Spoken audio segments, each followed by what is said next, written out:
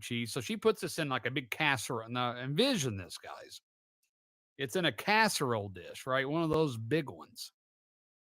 And you layer it. She layers it with like, I don't know if I'm doing the order correct or not, but anyways, it's like an inch or two. I mean, it's thick of cream cheese, and then you throw on like an inch of this chili, and then you do like an inch of like tons of assorted different kinds of cheese, and then you melt it in the you put it in the oven. I don't know how long she does it. That's the key, is doing it just right in the oven, where the cheese, like, oh my god, when it melts just perfectly. And then basically it comes out, and you let it cool for like 15 minutes, and then you get your spatula or whatever, and you cut it into like big squares, however big a piece you want, and you dip it out, right? You just shovel it out, put it on a plate, tortilla chips. Let me tell you right now, it is ridiculous. And we do that every year. In fact, we're going to have that this Saturday against Pitt. So that's mine. It's incredible. How about you, Morrison? I like pizza and wings, so kind of we do that at the Morrison house. I like sweet honey barbecue wings. I'm Mm. I'm You not. can't go wrong with wings. No. No, no, they're the Never. greatest invention out of Buffalo Oh, it's ever. incredible. Now let me Yeah. ask you this: are you a ranch guy with those wings? Kinda. Everyone depends on what it is. I'm a blue Morrison, cheese guy. no, no. You have to have ranch. I'm a blue cheese I'll guy. have it as a side, but I'm Blue You cheese. got that right. That's blue cheese is disgusting. How are we? Oh my gosh! You just You ain't been just eating it right. ruined. You just ruined wings.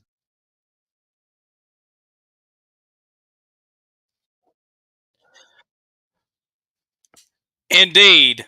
Welcome, everyone, to Vol Society Live. We hope you enjoyed that intro clip. That is from our podcast from last season. I believe that was episode 3 of Good Old Rocky Talk. And that is coming back this August to the Vol Society Facebook pages, the YouTube page, and on Twitter, X, whatever you want to call it. But anyways, welcome everyone to Vol Society Live. My name is David Morrison. I am the Vol Society lead analyst right here on the Vol Society Network, coming to you once again on a Tuesday night on this August the 8th, 2023, and we are a quarter day away. Literally 25 days away until it is football time in Tennessee. I'm so excited. Cannot wait when the Volunteers take on Virginia coming up on September the 2nd. Tonight, we're going to be talking about fall practice. Fall camp got underway last Wednesday. We just happened to miss out on the first day of fall camp since we recorded, but that's okay. I have all the notes from the first, how many practices they've had? 6 practices they've had up to today, and we'll break that all down. And then we're going to talk about kind of the title of the video, although a little bit misleading. We're going to talk about, the future of college, really athletics. I mean, this is, football season coming up, but we will talk about kind of all the changes going on, not only in college football, but college athletics, with changes in the Big 12, changes in the Big 10, SEC's involved in it, and unfortunately, looks like the final year coming up of the Pac-12. We'll break it all down. I'll give you my opinions on it. I'm going to say I'm not too thrilled with it, but we'll dive into it towards the later end of the show. Hello to my grandparents watching along tonight, and hello to everyone watching along too. Give a shout out to Drake on the watching us on Facebook with the like. Also, give a shout out to Jonathan giving us a like just now. You're a part of this show too. It's just not me rambling on. You leave a comment, leave a question, where you're watching us from tonight, and I'll try to answer your questions, your comments throughout the show. This is part of your show. This is not just me blabbering on. Hopefully not. But like I said, bring your comments, your questions as we go along the show. All right, so first order of business. Also, before I forget, please make sure you follow along on our merchandise store. And I forgot to pull up the link there, but we do have a Vol store. There it is. I actually found it. Okay, so there's our social media pages. And then the Vol Society store. There's the link. We're going to scroll it all night long. Please pick up some cool swag along the way. And there's our founder, Brad, in the chat saying, go Vols. Just told them to make sure you stop by the Vol Society store. The link is in the crawl, if you will. All right, so let's dive into fall camp. Tennessee's fall camp got underway back on August the 2nd, the first practice, so last Wednesday. And I took a lot of these notes from Austin Price and Brett Hubbs from VolQuest, just kind of watched their little 2-minute recap of practice. So a lot of this is credited to them, and I'll kind of throw in my 2 cents along the way. So back on August the 2nd, first day of practice since he got underway for fall camp. A lot of praise for the linebackers, including Arian Carter, which, if you've been kind of following along with spring practice and just kind of the message boards in general, a lot of praise going on for Arian Carter, true freshman. He's ready to go. He has SEC physical talents and the physical body to go. Brad's saying, rumor has it Dante is killing it too. Wide receiver Dante Thornton. Yeah, he definitely is. And talk about him in just a moment. But a lot of praise for Arian Carter, kind of pushing for a starting job. Obviously, Aaron Beasley is going to be starting at one of the linebacker positions. And Tennessee runs a 4-2-5 defense with only 2 linebackers. And right now, I guess on the depth chart, you would have Aaron Beasley and Keenan Peely from a transfer from BYU. But, Aaron Carter, I'm assuming, kind of pushing Peely a little bit.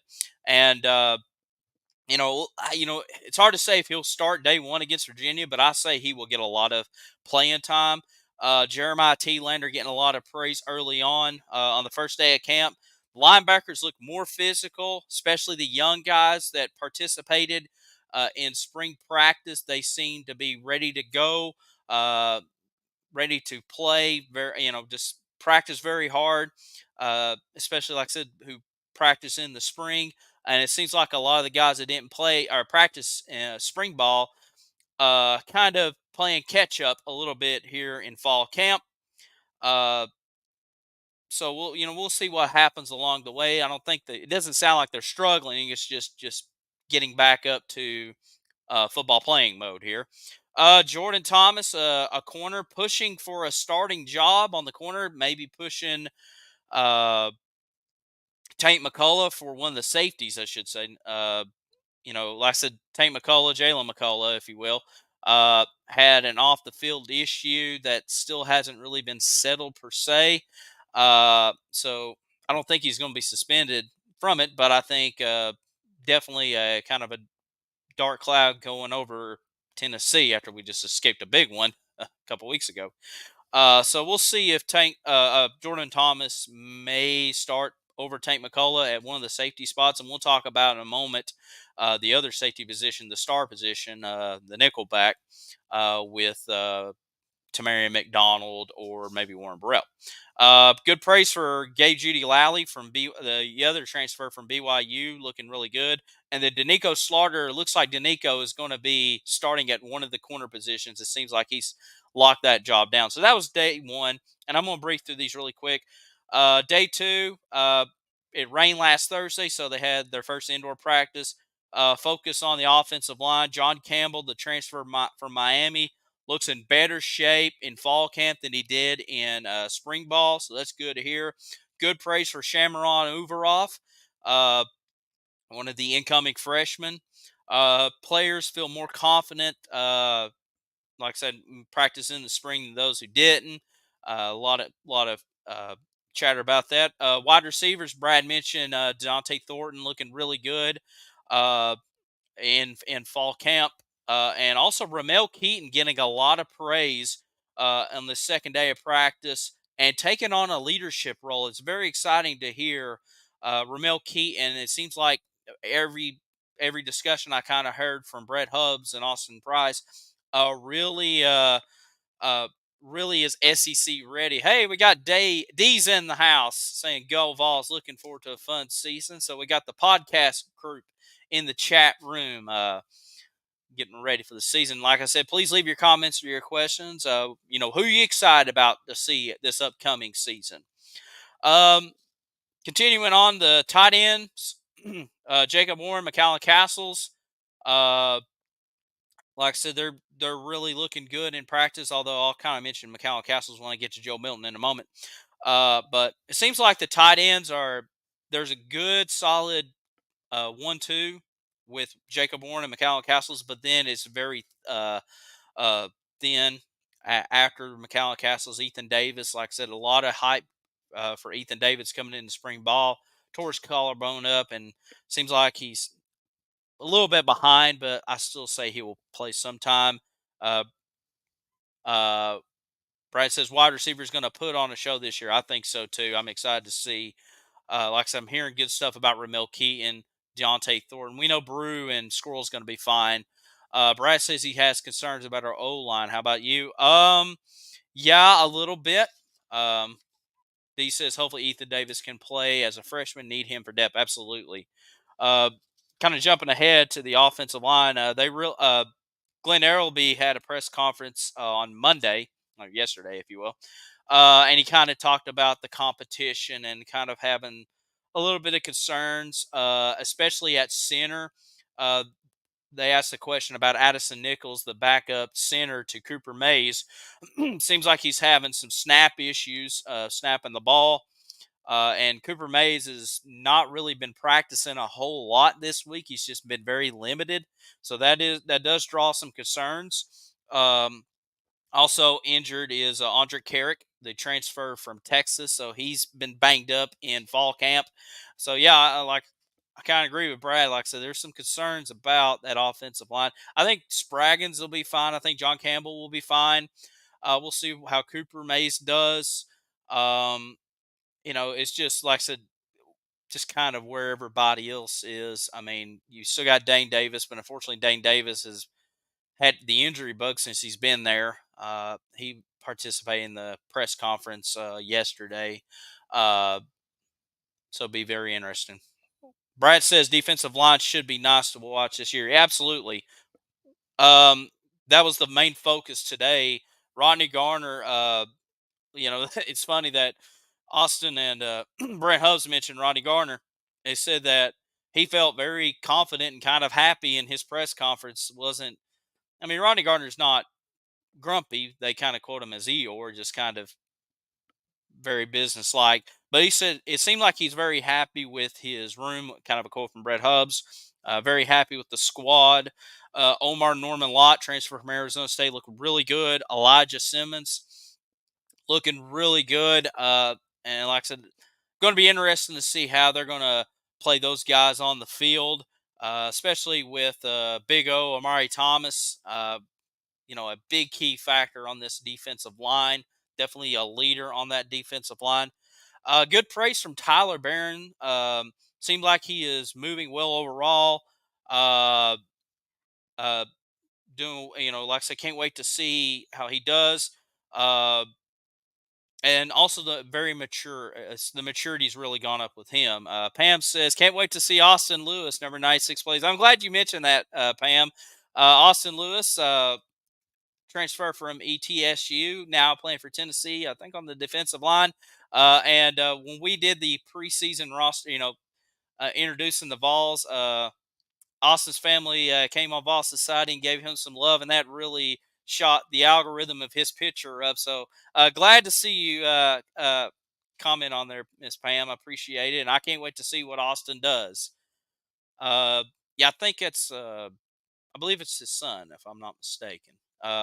I just remember seeing, the Lewis family taking over, and that was really cool. I'm very happy for him doing very well.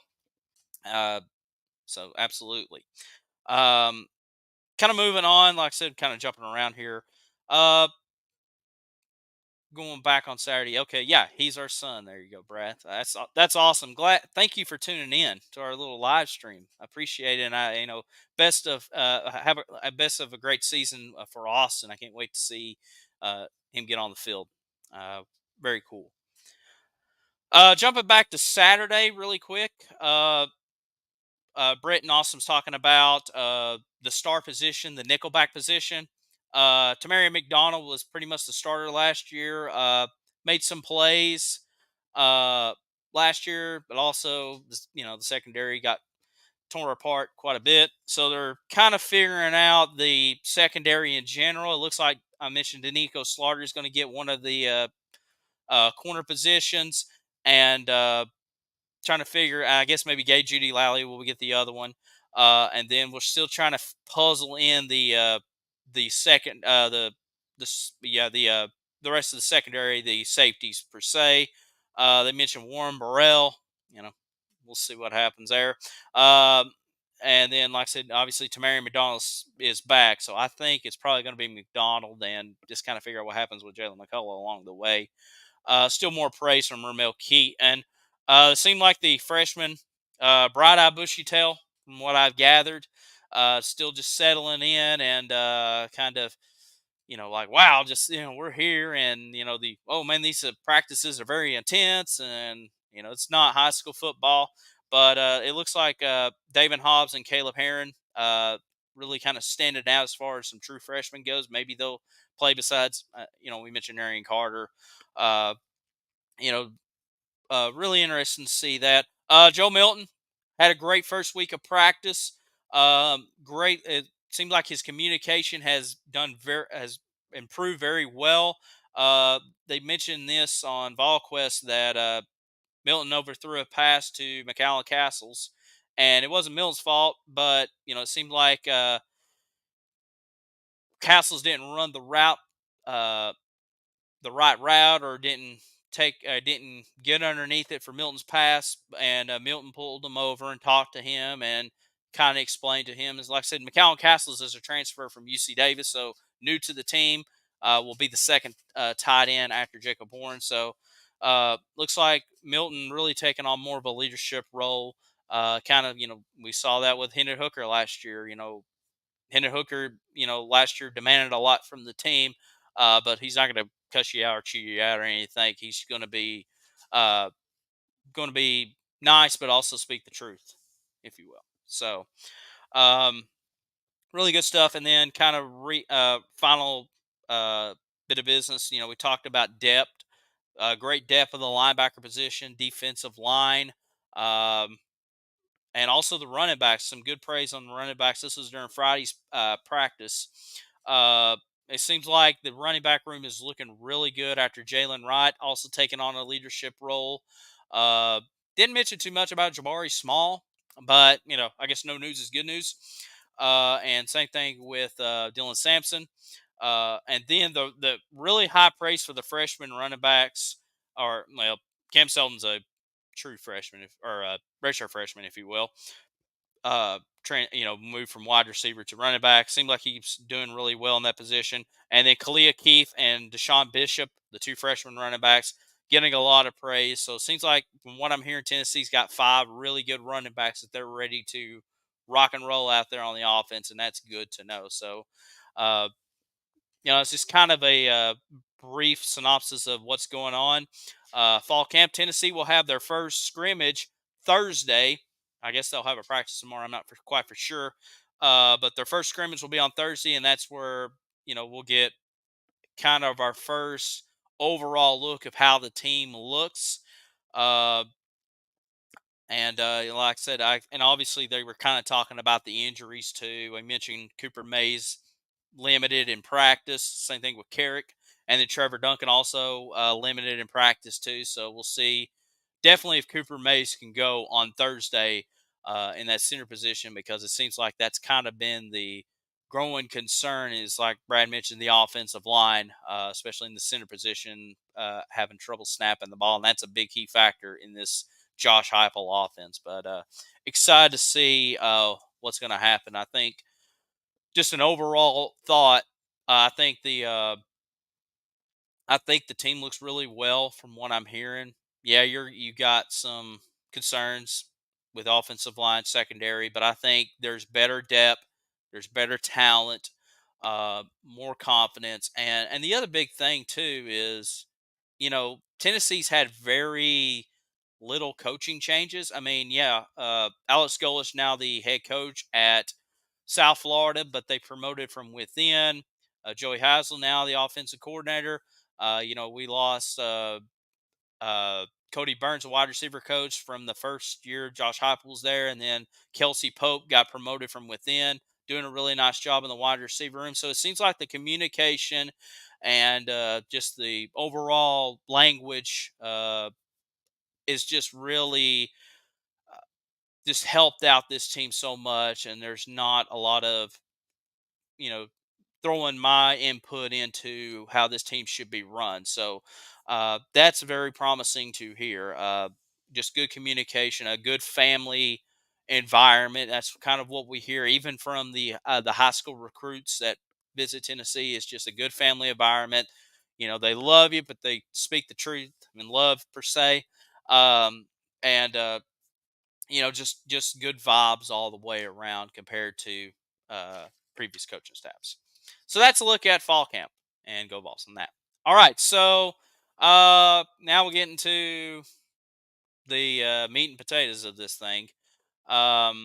So obviously, if you've been kind of following along college football the last week, a lot of changes coming to not only college football, but to college athletics in general, and that is conference realignment. So, kind of pull up right here, real briefly. So, Oklahoma and Texas going to the SEC in 2024. That's been announced for months now. Matter of fact, the SEC's already released the conference schedule for 2024. So that's basically old news, but it does take effect into next year. And then the big news that came out in the last week, first up for the Big Ten, USC, UCLA to the Big Ten. That's actually also old news too.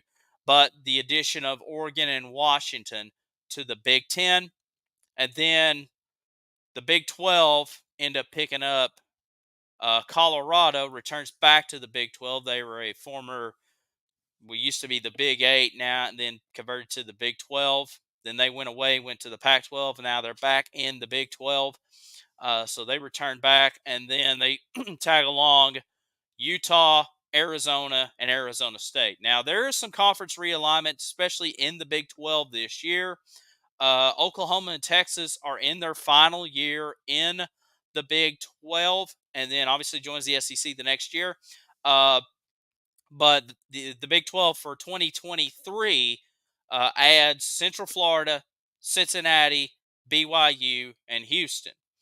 So, these are big moves, but probably not significant moves like we just saw this past week.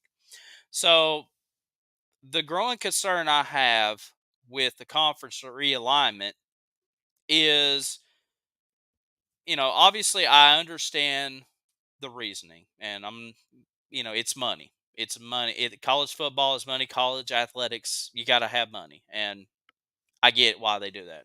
I think there's just some power moves that is just over aggressive and not thinking of the whole general landscape of college athletics.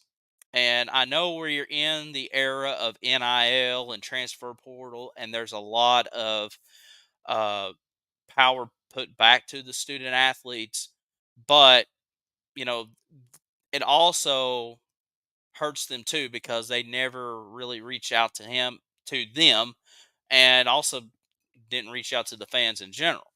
So to me, like I said, one of the big concerns also, if you're a student athlete, let's say you play women's soccer at UCLA, and you're going to have to fly over to play Rutgers in a soccer game on a Thursday night or Friday night, then fly back cross country, and you may have a final exam or a semester test coming up at the end of the semester. I mean, when are you going to have time to study? And that's a big growing concern. Like I said, it's easy for the LA Rams to fly cross country to play the New York Giants, or the New York Yankees fly cross country to play the LA Angels. But these are young kids. These kids, yeah, they get NIL money, but they're not getting paid $20 million a year. And especially, and we're looking at it from a football perspective. It's like, oh man, college football, 10 million viewers every week. And, you look at, man, imagine if Oregon play Ohio State, or man, imagine playing Texas and Alabama. And yeah, some of these matchups are intriguing, but they didn't look at it from everything else. They didn't look at it through college basketball. Like I said, in college basketball, you have two conference games through the week. College baseball, you got a weekend series. And like I said, you might fly cross country. Same thing with women's basketball, softball, volleyball, and a lot of the lower sports or lower budgeted sports, they just don't have the money to pay for Lear jets and fly cross country. UT probably can afford it, or an Alabama or a Florida State, but what about some of the others that in Arizona or Arizona State? Do they have those luxuries? And they may. But it's just I grow concerned for the quote unquote student athlete, and I know they have a lot of power, but it's just very concerning to see the NCAA and the powers to be that's pushed all these things, network television included.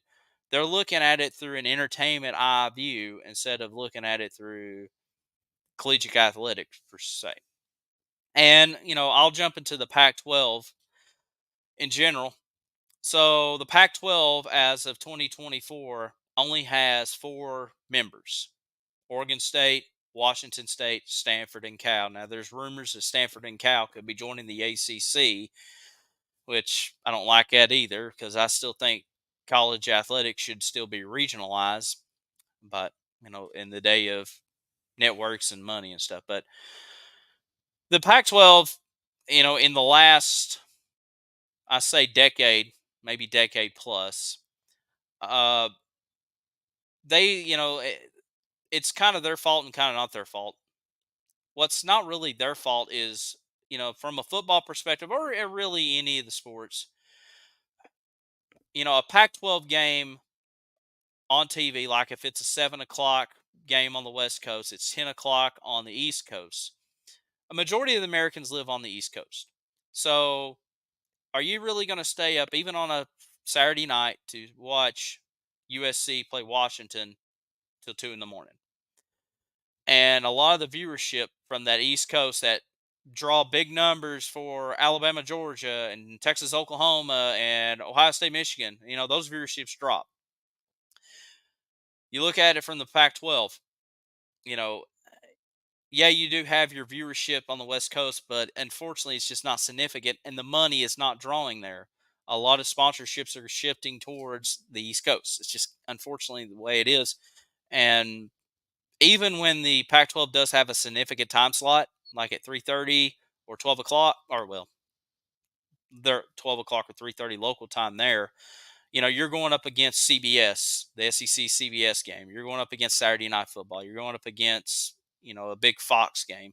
And unfortunately, a lot of people are has more interest in that than the Pac-12. So it's kind of not their fault. I mean, the only way that people will be interested in the Pac-12 if you have like a big top 10 matchup, or like at time USC had a big dynasty run with Reggie Bush and Matt Leinart and all those guys. But, that was almost 20 years ago.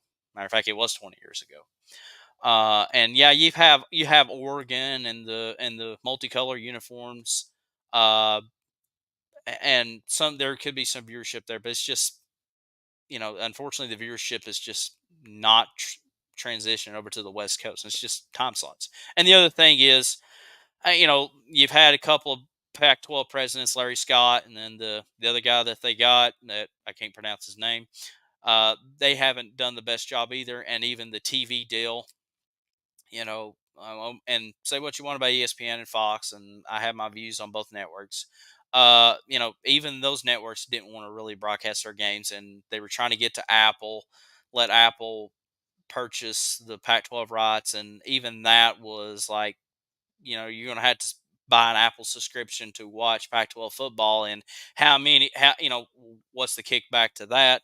So I think, and it's just unfortunately with it's just a big storm just kind of collided together with conference realignment and money powering people trying to pick teams out from other conferences to build this big super conference, and just the TV rights deal and nobody really watching Pac-12 games, unfortunately.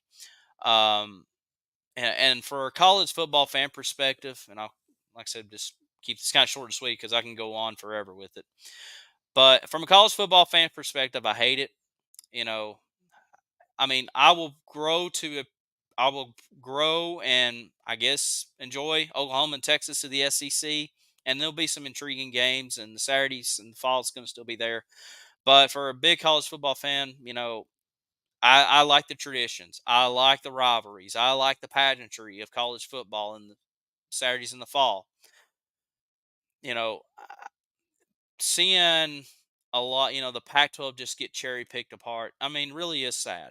I mean, yeah, I probably haven't watched a California game since we played them, 15 years ago, or I can tell you the last time I watched Arizona State. But these are still big parts of college football, and I want those teams to still be in these conferences. Even in the in the Big Ten. I don't want to see USC and UCLA in the Big Ten because that's another story for another day with their big TV mega deal with NBC, Fox, and CBS. I mean, they're basically, in my opinion, the Big Ten is pretty much NFL is trying to carbon copy the NFL, especially how they do their TV schedule. And it's just to me, it's sad to see where college football is going, but at the same time, I do realize this is not the first time conference realignment has happened in college football. We've saw it. The old Southwest Conference, go away, spanned out to the SEC picking up Arkansas and forming the Big Eight, and the Southwest Conference forming the Big 12, merging together. And then in more recent years, with Missouri and Texas A&M joining the SEC, and the Big East basically turning into the American Conference as far as football go. There's still a Big East basketball, and there's a 30 for 30 ESPN did some several years ago about kind of the demise of the Big East before reforming. So like I said, it's big changes, and I think a lot of these changes that have happened, especially now we're in a social media world and the echo chambers of social media pages, and everybody's giving their 2 cents, including myself now. Um, it's I think a lot of people are just really pushing back, saying no, we don't want to see this, instead of, well, you've got no say in it. Who cares? So, uh, it is sad to see kind of just the traditions kind of going away. I mean, you're going to get some really good games. And honestly, I'm excited to see Texas and Tennessee play, and Oklahoma and Tennessee play. And like I said, Tennessee is fine as far as the realignment goes. It's just kind of where the SEC in general may be going down the road. But the Vols are fine. But it's going to be sad to see not seeing a USC play Washington or well, I guess they would be playing that because they're conference. A USC playing Arizona State, I should say, or a Utah playing Oregon or whoever. Especially if both these teams are really good, but it's changes, and in life you're going to have to deal with changes. It's just how you react to it. One thing my parents taught me. Changes are going to come is how you react to them. So, and hopefully we can react positively. And I thank you for everyone kind of tuning in. Like I said, I wanted to really talk about that towards the end of the show. Like I said, I think everything's going to be fine. Once we get to September the 2nd, or really that Thursday night before Tennessee starts, some of those early Thursday games, and even week 0, I guarantee we probably won't be talking a lot about conference realignment. That'll be kind of in the back of our head, and we're just going to talk about football and wins and losses and excitements. And I still think the pageantry and tradition is still going to be a part of college football. It's just like I say, going to be a little different, but we'll see what happens. And I think we'll be all right. I appreciate everyone tuning in to Vol Society Live. We'll be back here next Tuesday night for more Vol Society. Make sure you follow along on our social media pages, the Echo Chambers, if you will. Facebook.com/UT Vol Society, YouTube.com, and on Twitter or X or whatever they want to call it at Society Vol. Make sure you give us a follow, leave a comment, grow the page. Also, the Vol Society store. There's the website right there. We got hoodies, we got t-shirts, we got hats, beanies, backpacks, everything for back to school. School's back where I'm at, starting back up for a lot of other people. And, pick up some Vol Society swag and you'll get ready for the season. Also, don't forget the podcast returning back at the end of August, right before the Virginia game. It will be Brad, myself, and the other David talking all about Tennessee football in general. Like I said, we played that clip at the beginning of the show about the wings and the blue cheese. We have fun on the show. It's very relaxing. We bring you information kind of like we did tonight, especially throughout the season. Plus, we have a lot of fun. We'll talk about food, and matter of fact, one of the episodes last year we went on a 5-minute discussion of Knoxville restaurants, and we almost forgot to answer the guy's question. So we have a lot of fun on good old Rocky Top, and it returns back this August. I cannot wait. But I appreciate each and every one of you. Be kind to each other. Be respectful to each other. Show love to each other. Love your neighbor. Love God. Love everyone. We'll talk to y'all later. This is David Morrison for Vol Society Live. Have a great night. Go Vols.